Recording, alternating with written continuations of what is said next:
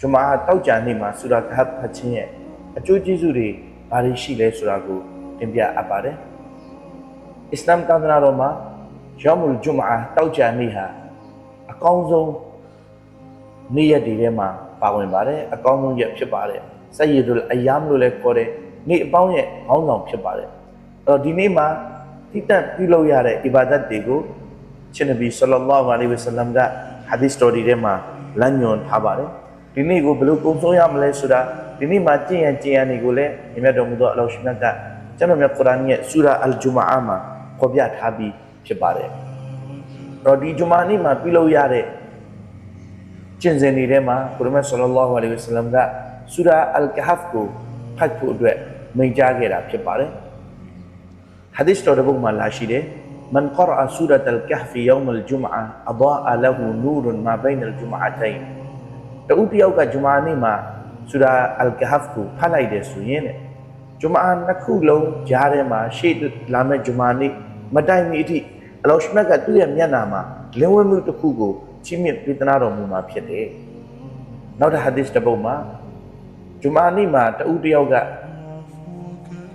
ဆူရာအလ်ကဟ်ကိုဖတ်လိုက်တယ်ဆိုရင်အထူးသဖြင့်ဆူရာကဟ်ရဲ့ပထမ10အာယတ်ကိုကျမ်းမှတ်ပြီးတော့ဖတ်ရလိုက်တယ်ဆိုရင်သူ့ကိုအလ္လာဟ်ရှ်မြတ်ကဒဂျ္ဂျာလ်ရဲ့ဖျားယောင်းသွေးဆောင်မှုတွေကနေပြီးတော့မှထိမ့်သိမ့်မှာဖြစ်ပါတယ်။ဒါကြောင့်ကျွန်တော်တို့ဒီနေ့မှာဆူရာကဟ်ကိုဖတ်ခြင်းအပြင်ဘာအကျိုးကျေးဇူးတွေရမလဲဆိုတော့နံပါတ်1ကတော့တစ်ပတ်လုံးအလတ်ပတ်တော်ကနေတည်တံ့ချင်းမြင့်ခံရမယ်လူအလင်းရောင်ကိုခံစားနိုင်မှာဖြစ်ပါတယ်။နံပါတ်2ကတော့ဒဂျ္ဂျာလ်ရဲ့ဖစ်တနာသူ့ရဲ့စံတတ်မှုတွေသူ့ရဲ့ဖျားယောင်းသွေးဆောင်မှုတွေကနေပြီးတော့မှအကာအကွယ်ရမှာဖြစ်ပါတယ်ပြီးတဲ့အခါမှာကျွန်တော်တို့ဟာဒီဆူရာတော်ကိုဖတ်ခြင်းအပြင်ရဟမတ်လို့ခေါ်တဲ့ဂရုဏာတွေစကီနာလို့ခေါ်တဲ့စိတ်ချမ်းသာမှုတွေကိုလည်းရရှိအောင်မှာဖြစ်ပါတယ်နောက်ဆက်လက်ပြီးတော့တောဟီဒ်အလ္လာဟ်ရှ်မြတ်တပါးကြီးကိုပဲပုံမူပြီးတော့မှယုံကြည်မှုအားတွေကောင်းလာစေမှာဖြစ်တယ်ဘာကြောင့်လဲဆိုတော့ဆူရာဟတ်ကိုဖတ်လိုက်ရင်ဒီထဲမှာအပါဝင်တဲ့အကြောင်းအရာတွေထဲမှာငွေကြေးချမ်းသာတဲ့အတွက်ကြောင့်ပြဿနာတွေကိုရောက်သွားခြင်းကနေထိမ့်သိမ့်ကာကွယ်မှုတွေရမယ်။နောက်ဘဝတုဒ္ဒတွေကျွယ်ဝသွားတဲ့အတွက်ကြောင့်ဒီဘဝတုဒ္ဒကိုအခြေခံပြီးတော့လမ်းမသွားတာတွေကနေထိမ့်သိမ့်မှုရမယ်။ကျွန်တော်တို့တွေရရှိလိုက်တဲ့ချုပ်ချဒီကိုတော့ရရှိပြီးတဲ့နောက်ပိုင်းမှာကျွန်တော်တို့ကဆိုရင်မှားယွင်းမှုတွေကနေပြီးတော့လည်းအလ္လာဟ်ရှ်မြတ်ဘက်ကနေအကူအညီတွေရမယ်။အီမာန်နဲ့ပတ်သက်ပြီးတော့အစမ်းတက်ခံရတာတွေကနေပြီးတော့လည်းကျွန်တော်တို့ဟာအကောင်းဆုံးပုံစံနဲ့ဒါတွေကိုကျွန်တော်တို့တုံ့ပြန်နိုင်မှာဖြစ်တယ်ဒီကနေပြီးတော့မှကျွန်တော်တို့ထွက်သွားနိုင်မှာဖြစ်တယ်ဒါကြောင့်မလို့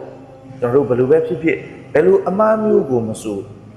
ရှေ့လွန်လေပြီးတဲ့ပုံကိုယ်တွေမှားခဲ့တယ်အဲ့ဒီအမှားတွေကိုဘယ်လိုပြန်လည်ပြီးတော့မှကုသရလဲဆိုတဲ့နီလန်ကောင်းတွေကိုဆူရာအလ်ကဟ်ထဲမှာအလ္လာဟ်ရှ်မြတ်ကဟောပြထားတာကိုကျွန်တော်တို့တွေ့ရပါတယ်ဒါကြောင့်ကျွန်တော်တို့အကြံပြုချင်တာက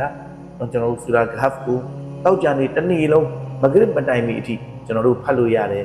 ပညာရှင်တို့ကအကြံပြုထားတဲ့ကျတာပတိနေ့နေဝင်ပြီးတဲ့အချိန်မဂရစ်ပြီးတဲ့အချိန်ကလေးကဖတ်မယ်ဆိုရင်လည်းဖတ်လို့ရပါတယ်တကယ်လို့ဖတ်ဖို့အတွက်အခက်အခဲဖြစ်တဲ့သူတွေသို့မဟုတ်ကမဖတ်တတ်လို့လောလောဆယ်အစင်မပြေနေရင်လည်းလက်ရှိမှာဆိုရင်ပညာရှင်တွေခါဒီကြီးတွေဖတ်ထားတဲ့ကျွန်တော်တို့ audio file တွေရှိပါတယ်အဲ့ဒီ audio file လေးတွေကိုကျွန်တော်တို့ download လုပ်ထားပြီးတဲ့နောက်ပိုင်းမှာဆူရာအလ်ကဟ်တပုတ်လုံးကိုထိုင်ပြီးတော့ကျွန်တော်တို့တည်တည်ချာချာနားထောင်လိုက်ရင်အင်ရှာအလ္လာဟ်15မိနစ်ကနေပြီးတော့မှမိနစ်အစိတ်ကြားမှာ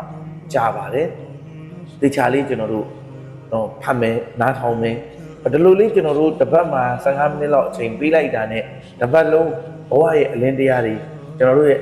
မျက်နှာမှာကျွန်တော်တို့ရဲ့နှလုံးသားမှာကျွန်တော်တို့ရဲ့ခန္ဓာကိုယ်ထဲမှာဒီအလင်းတွေရောက်ရှိပြီးတော့ကျွန်တော်တို့ဟာမြတ်တော်မူသောအလ္လာဟ်ရှ်မြတ်ချင်းမြတ်မဲ့တရားလက်မှန်ကိုတေချာပေါက်ရရှိကြမှာဖြစ်ပါတယ်အစ္စလာမုအလိုင်ကွမ်ဝရဟ်မတ်တူလာဟီဝဘရကာတ်